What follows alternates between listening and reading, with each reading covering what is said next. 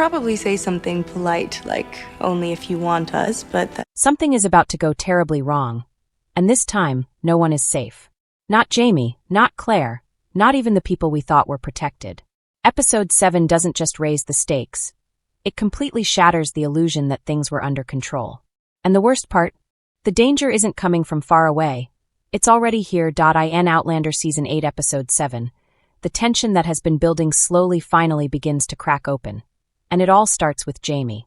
That uneasy feeling we saw at the end of the previous episode? It wasn't just instinct. It was a warning. Jamie is not the kind of man who gets scared easily, but when he wakes up in the middle of the night and says something is wrong, you can feel it. This is different. This is serious.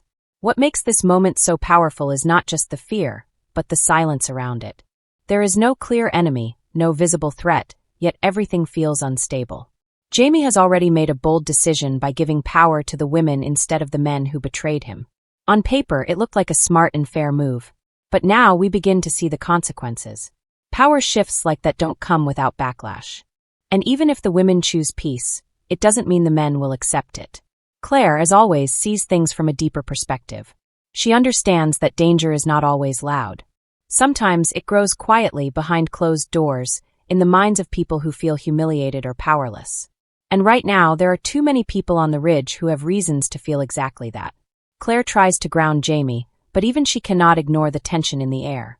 There is a sense that something is about to break, and when it does, it won't be small.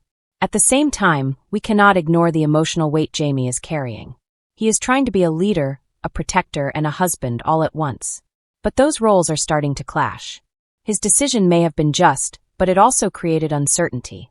And now he has to live with that uncertainty, knowing that one wrong move could cost lives.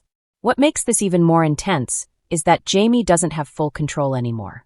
He has shifted that control to others, hoping they will make the right choices. But hope is not a guarantee. And that's where the real tension of this episode begins. It's not about what has already happened. It's about what might happen next. The kind of danger that doesn't announce itself, but slowly surrounds you until there is no way out. Meanwhile, small details start to feel much bigger than they should. A look, a hesitation, a quiet conversation. Everything feels loaded with meaning. The ridge no longer feels like a safe home.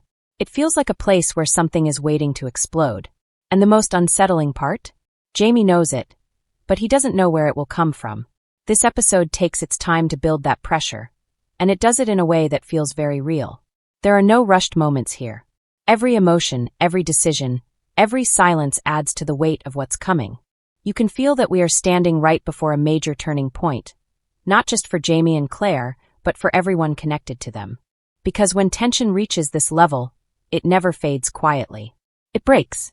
While the tension on the ridge continues to build, the situation surrounding Fergus and Marsali quietly moves towards something far more dangerous and far more heartbreaking. What once felt like a side conflict is now becoming one of the most serious threats in Outlander Season 8. Fergus has always been a thinker, someone who believes in ideas and expression.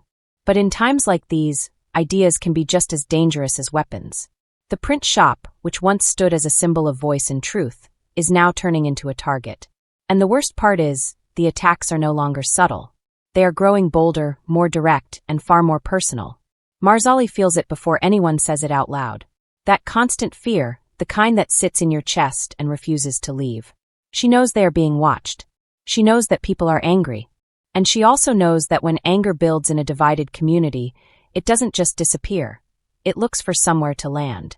What makes this storyline so intense is that Fergus and Marsali are not fighters in the traditional sense.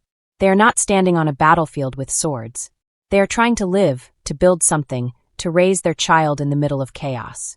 And that makes them vulnerable in a completely different way. The real fear begins when that vulnerability turns into exposure. There are signs, small at first, but impossible to ignore. The hostility, the tension in conversations, the way people look at them. It's no longer just disagreement. It feels like judgment, and possibly even blame. Fergus may have believed that spreading ideas could inspire change, but now it's clear that it's also provoking something much darker. And then comes the moment that shifts everything. The fire. It's not just an accident. It doesn't feel random. It feels targeted, intentional, and deeply personal. And in that moment, everything slows down. Not because the danger disappears, but because the reality of it finally hits.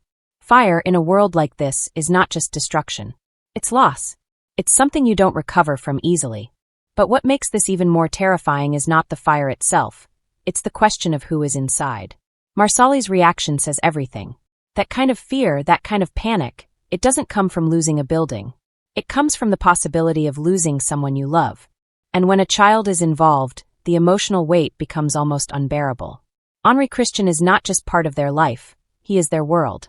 If he is truly caught in that fire, then this isn't just a tragic moment. It becomes a defining one. For Fergus, this could break something inside him permanently. A man who already carries emotional scars may not be able to handle a loss like this. And Marsali, strong as she is, can only endure so much before that strength turns into something else, grief, anger, or even guilt. And that's what makes this storyline so powerful. It's not just about danger, it's about consequences. Real, painful consequences that don't disappear in the next episode. At the same time, this event connects back to the larger tension we're seeing everywhere else. This is not an isolated incident. It's part of a bigger pattern, a sign that things are falling apart faster than anyone expected. Because when conflict reaches the point where innocent lives are at risk, there's no going back to normal.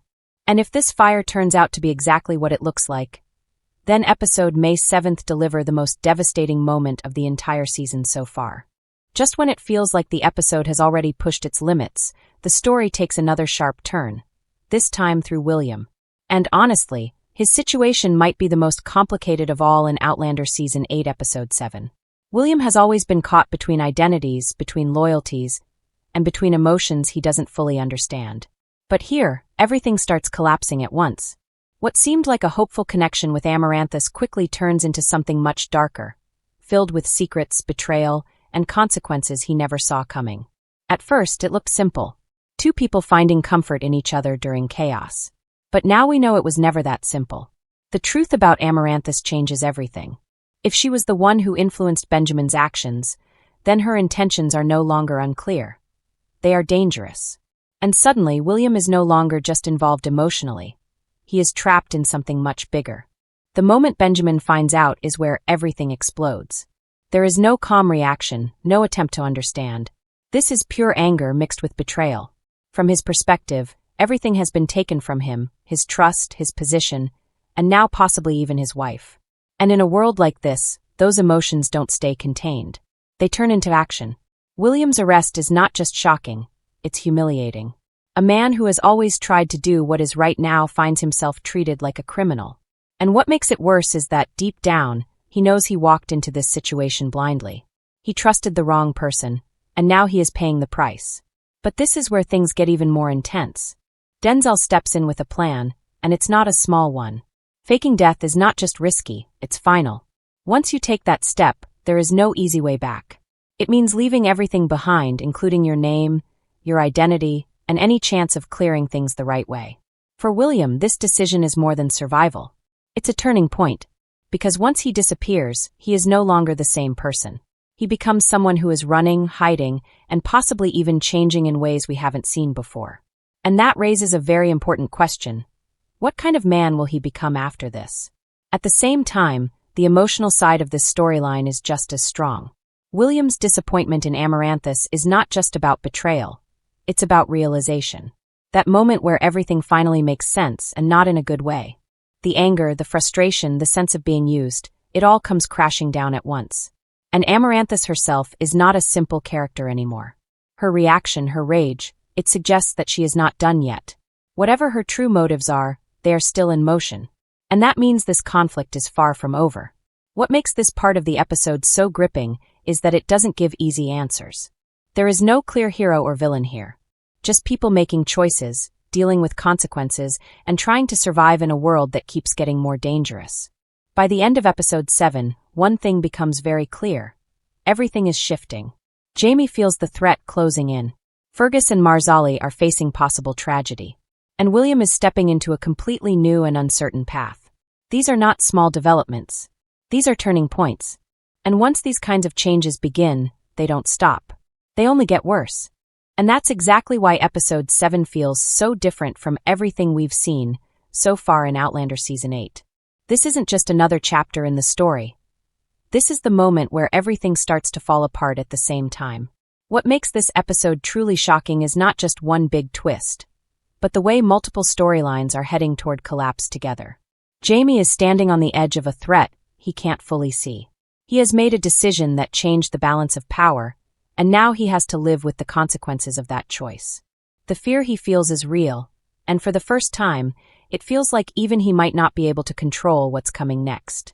At the same time, Fergus and Marsali's situation hits on a completely emotional level. If the fire turns out to be as devastating as it looks, then this is not something they can simply move on from. This is the kind of moment that changes people forever. It breaks stability, destroys comfort, and replaces it with grief and anger. And once that happens, it doesn't just affect them, it spreads into everything around them. Then there's William, a character who is now being pushed into a completely new direction.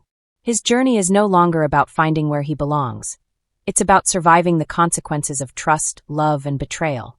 Faking his death might save him for now, but it also forces him into a life where nothing is certain anymore. And when he finally faces the truth about Amaranthus, that confrontation could be even more explosive than anything we've seen so far. What ties all of this together is one simple idea.